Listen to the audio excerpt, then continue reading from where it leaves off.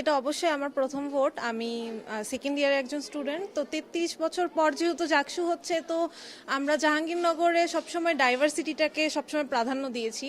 তো এই জাকসু নির্বাচনেও আমরা একটু ডাইভার্স কিছু দেখতে চাচ্ছি, একপাক্ষিক যাতে না হয়ে যায়, এটা মানে আমরা চাই সবসময়।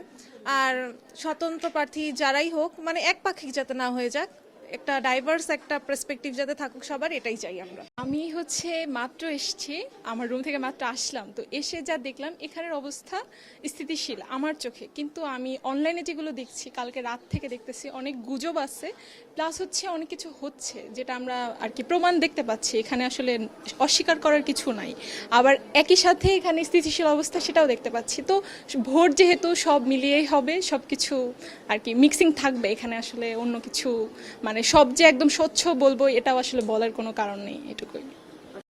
যেহেতু 33 বছর পর হচ্ছে, আমরা চাই এইখানে যে আসবে সে নিরপেক্ষভাবে কাজ করবে। তো তাদের বর্তমানে ইশতেহারে তো সবাই ভালো কথাই লিখবে, কিন্তু তারা কি আসলে কাজ করার মতো কি না, তারা পূর্বে কোনো পদগুলোতে কাজ করে এইরকম সমাজসেবামূলক কাজ করেছে কি না, সেই সব কিছু বিবেচনা করে আমরা প্রার্থীগুলোকে বাছাই করছি। এখন পর্যন্ত সব ঠিকঠাক, আমরা ওরকম কিছু অনৈতিক কিছু পাইনি। মানে কিছু প্রবলেম ছিল যেগুলো অভিযোগ উঠেছিল, স্যারকে বলার সাথে সাথে সে আবার সেগুলো ঠিক করে দিয়েছে। আপাতত আমাদের হলে ওরকম কোনো প্রবলেম আমরা দেখছি না।